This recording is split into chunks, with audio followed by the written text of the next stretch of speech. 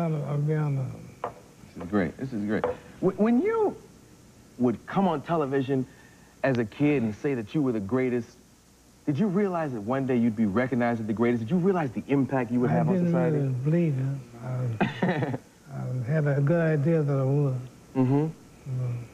I did my best to achieve it. Yeah, I mean, you were an influence on not only athletes, but you were an influence on everybody, on me, even.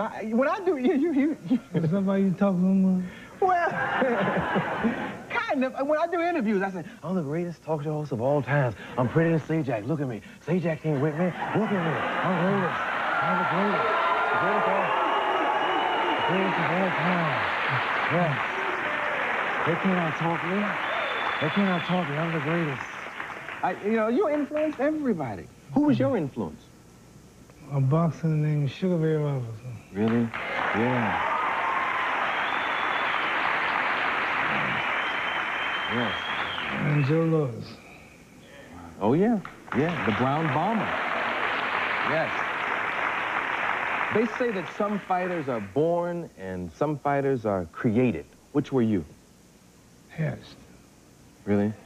Hatched.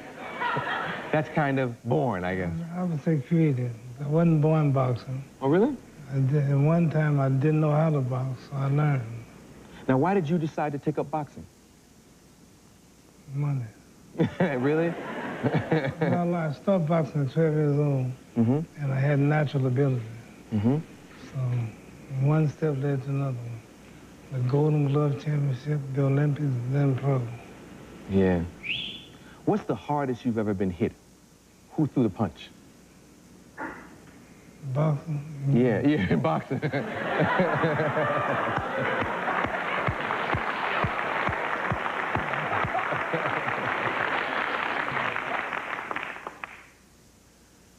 guy named Ernie Schaefer. Yeah. They recognize him. Yeah, he hits hard. Hit me so hard, I drowned my kinfolks in Africa.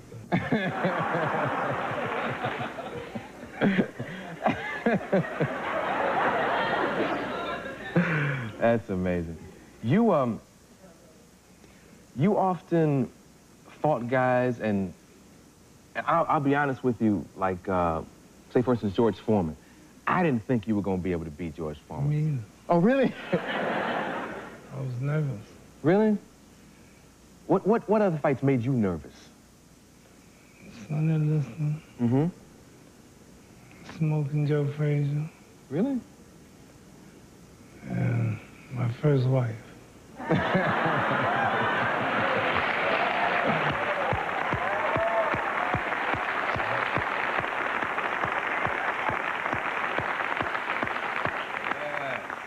What was your toughest fight? Oh, man. Barry Dillard, The Late Show Fox. Yeah. Oh, man. Who do you like today in the fighting game? Tyson. Really?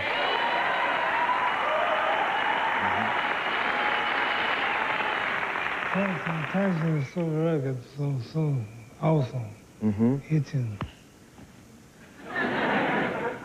Everybody fighting, knock him out. Yeah. Yeah, you used to name your opponents that you'd fight and knock out. Where did you come up with the names? When I first fought Sonny Liston, one day I just said, "You big ugly bear." They started promoting it. Ali fights the bear. Yeah. So as I would go along, I named different fighters. Yeah. I don't want to call no names now. If I fought you, I'd name you the Squirrel.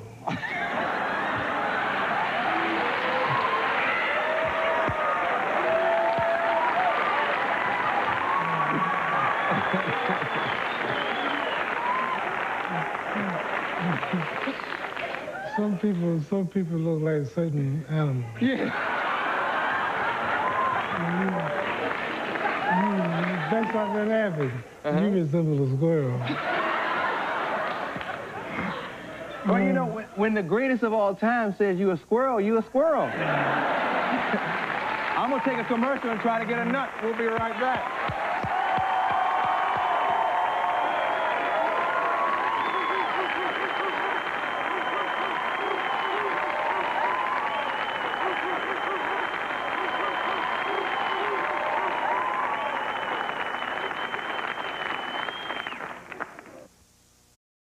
son. We're going to take a quick commercial. We'll come back with these champions.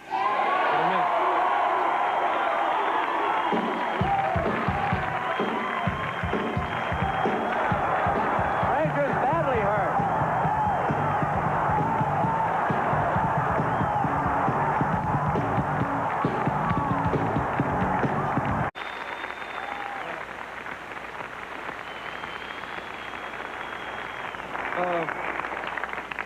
You've talked extensively about how this man influenced you as a boxer. Why don't you talk to them about it? Well, it's no big secret that I emulate Muhammad and Sugar Ray Robinson because they transcended the sport of boxing. They brought entertainment to a sport that was highly criticized because of the nature of the sport. And I'd like to take this time to thank R.I.P because he made it possible for me and Mike to be in this position.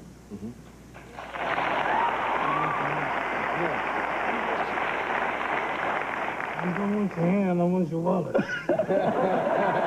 You want money from you and Stallone. If you had to name him, say for instance he were an opponent. Oh, come on, man. What would his name be?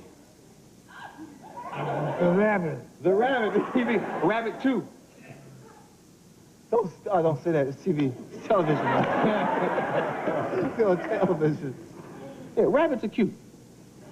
They multiply, too. That's an interesting retort. You are a student of boxing. You study all these films. You got this stuff that you bore your friends with and make them watch and everything. Out of all your stuff you look at with Muhammad Ali fighting, what's your favorite? Muhammad Ali and Cleveland Williams. Really? That was a beautiful fight, man. That was artistic. It's Ali at his best. Excuse me? I wasn't even born. It was 66, wasn't it? Was it 66? It was 66 in Houston Superdome. Yeah. I was 10. I wasn't born yet, I don't believe.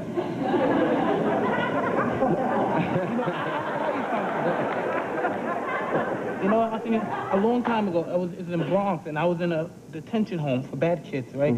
And Muhammad came and he visited us. And this was at the time the movie The Greatest was out. So all the kids sat down and we watched the movie The Greatest.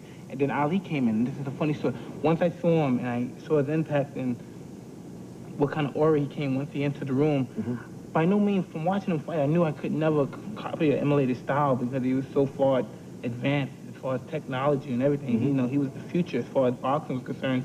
I said, I'm going to be like him. And I meant as far as being famous, having money, and just be me, the way I am now. You know what I mean? I said, that's what I'm going to do. I'm going to be just like this guy as far as success is concerned. I tell him this all the time. I must have been 10 years old then. And he said, God, get out of here. No one wants to hear it or anything. But if I never met him that time, I would never been the person I am now. Now, did you actually get to talk to him? Oh, yeah, I talk to him all the time. He never wants to hear it. He's like, get out of here, get out of here. Yeah. No, I mean, back then at the detention I could never get close to him because I was like the bad guy or the troublemaker. He had on brown pants, yellow shirt? Everybody had brown pants and yellow shirt. You remember? Oh, everybody had that. Oh, okay.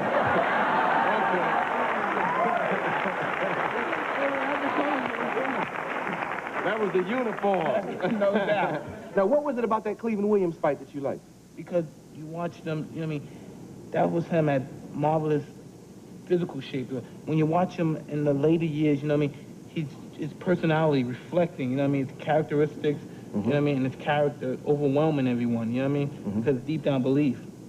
And totally manipulating the human mind at that time. And when fighters at particular times before him was just authentically tough. You hit me, and who's going to land the first blow and who's going to take it. So it's like I was saying, this authentic tough man. He's coming in, and he was just so marvelous, and he just outthinked them, and he would make them believe they were tired. He would talk to them. A scientific approach. It was just totally unbelievable. That's what I told him to say. I know at this time it's very hard to believe because sometimes, you know, I guess, I don't know. You know what I mean? I'm shocked right to be here with the Sugar Man and the Greatest, you know what I mean? Really Yes.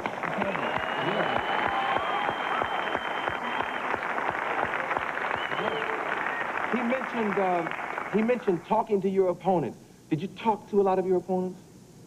Now, you told me this wasn't true, but Frazier claims in this videotape that they've rent that you told him that you were God or something like that. That's not true, though, right? What would you say to a Joe Frazier when you were in the ring? You're in trouble, sucker.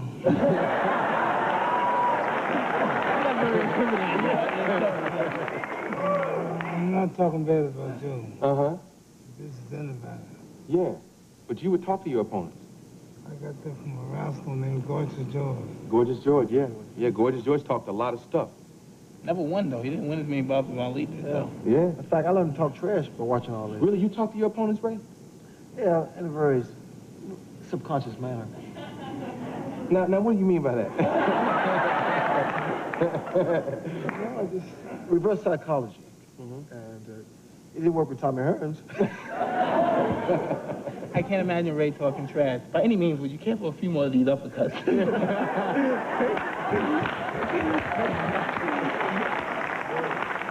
Do you talk to people, Mike? You talk to people? Mike doesn't have to talk to nobody. You've never talked to an opponent in the ring? You have? Yeah, Tyrell Biggs. Really? What'd you say to Tyrell? In one incident, he said, wow, you're throwing elbows too? I said, you're gonna die. Your elbows, you're gonna die. You know what? It's probably our pleasure to have this moment just to tell you how bad you are, man, and just sit down and kick it with you. You are truly the greatest of all times. Muhammad Ali.